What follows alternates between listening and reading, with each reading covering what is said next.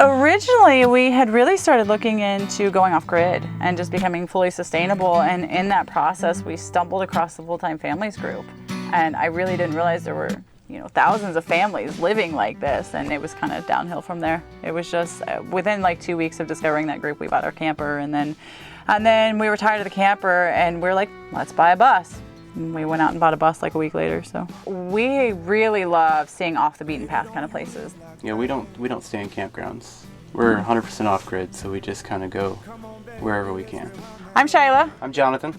And this is our 1998 Bluebird TC2000 bus named Dorothy that we converted into our home. We bought it in February 2018. Yeah, it still had seats in it and everything. We actually bought it from a church and they weren't using it. So we stripped it down. We built it up in about 9 weeks. We've added a lot since then, but our original build was really fast because we had a deadline to meet. So that's been almost a year and a half now, I think. A little over a year and a half now that we've been on the road. Maybe it will be 2 years. So, and we love it. Welcome to our home. This is the living room area, homeschool area. We started out in a travel trailer and we didn't really have like a formal living room area. And so that was one of our big goals, that we could all sit and watch a movie together. And that it works out really well in here for that. We love it. Kids homeschool, eat over here. Tons of storage underneath the table for all the homeschool supplies, books. We have books everywhere. Our couch doubles as a guest bed and we've actually used it a few different times. We have a lot of sleeping space in here actually. And then there's lots of storage underneath. We have an RV propane furnace underneath the couch. And it does a decent job. That's one thing that we would do a little bit differently, was our heating situation. So up here we've added a lot since our original build. We added a bookshelf up top and it holds so many books, and there's actually 2 rows of books up there. So, because book storage was something I really struggled with whenever we first built. So I'm really glad that we added that space. It did a lot for our storage. And then this was supposed to be a temporary little table because I had no place to put my drinks. And so we actually added this table that flips up and out of the way. So this is most places we've been in the bus. We love collecting magnets. We need to find some Arizona magnets right now, but we probably already have some. So the bus's name is Dorothy. We're really big Wizard of Oz fans, plus we're originally from Kansas. So it really suits, and this is actually supposed to symbolize the yellow brick road. So we're following the yellow brick road. I love this lamp. This was my birthday present last year, which was actually already mine. It was just in storage for like the last decade, and I finally found a home. It's a genuine 1970s lamp that my parents passed down to me, and I love this lamp. Last year we added 2 dogs to our family, and so we had to figure out a place to keep their things, and this actually used to be longer with 2 more bowls. I just shortened it because we weren't using the other bowls at all. So then we keep their toys underneath, and the bowls stay put when we're driving. We hit a really big bump, we'll get a little bit of a water splash, but not that bad. And this idea I stole from somebody, I don't remember who. The states are wood burned, and you just paint them as you go and wood burn the names into it. So those are all the states those are all the states we've spent time in. We've touched through some other states, but we didn't stop in them and explore them. So we can't wait till that's full. And then this one, I use this map a lot for the kids because it has all the detailed cities and highways, and we'll kind of like go along our route and talk about where we're headed, and that helps them learn their geography a lot. This is our kitchen. It was really important to me that I had a big functioning kitchen.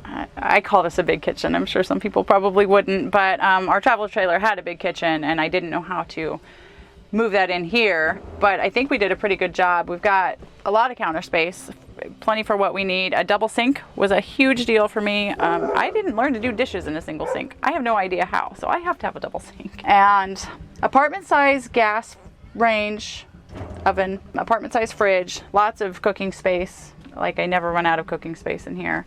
Lots of produce storage. That's a really hard thing for me in a tiny space because we eat a lot of fresh foods. So finding space to store all of them gets really challenging. We have a lot of storage in this kitchen. Whenever I designed this counter, it's only 18 inches deep, and I really worried if I was going to have enough storage, only having an 18-inch deep cabinet there, and it is more than enough. I always have plenty of space to store everything. We also find creative ways to store things. Like we have this Rollout Pantry here, and it holds a lot of stuff. And even these little cabinets up here, they hold so much more than you would think a tiny space would hold. This is just pantry item type stuff. And then more pantry. I tend to keep the heavier stuff over here since it's on top of the fridge and it can't go anywhere. Well, when I first designed the kitchen, This cabinet here was actually supposed to come all the way out, and then we realized that the hatch was there and that wasn't going to work, so we had to redesign that idea. But it's still just this little cabinet holds so much stuff, so it's amazing. This is my favorite thing pretty much in the entire bus other than that lamp. This is our dish drying cabinet. It's really simple and silly, but I love it. So we just wash our dishes and we stick them up there and they drip down into the sink and they just live there forever. And I love that. It makes me so happy. Like, I made sure all of this was very waterproofed so that it can leak, and it also waters the plant sometimes, the only living plant that I have. We have a double trash can down here, and my original intention was to use the back one as a compost bin, and then we got dogs, is now dog food bin. So there's that. We have 110 gallons of fresh water, and it'll last us 2 weeks, especially if we're careful, easily.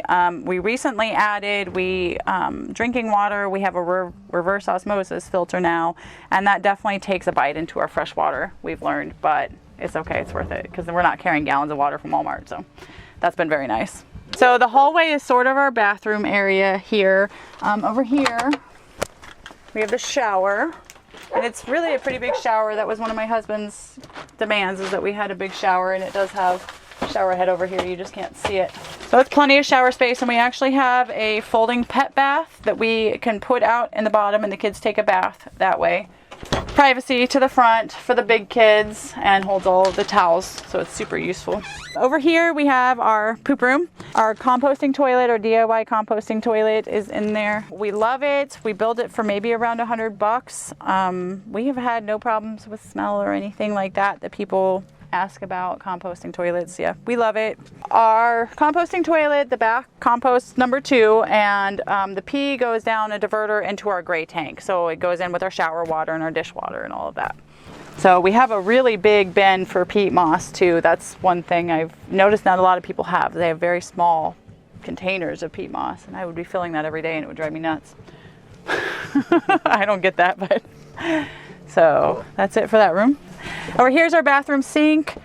We debated on not having a second sink, but I'm so glad we did, because I don't like to brush my teeth over dirty dishes. That's just gross to me personally. To each their own. There's a ton of storage in this cabinet here. It hides some of our plumbing type stuff too, and everybody makes fun of our mirror because it swings and we couldn't figure out how else to mount it. And these tiles we found at the Habitat for Humanity Restore, and I just love them. They had so much texture in life. This down here is our control panel for our hot water heater switches for electric and propane, and then our light switch for the bathroom, and our water pump switch. And then we have this night light down here. It's kind of silly. That's how we know if our power is not working correctly. That night light will not be on. This here is the master suite, if that's what you would call it. This was our big sacrifice for this layout, because we always had a king size bed until the bus. And this is actually not even a full size bed. It's 48 inches. It's called a 3/4 size. I think it's 84 long though, like a normal size. But what's nice is if it's not feeling long enough, we can scoot it down a little bit. It's totally fine.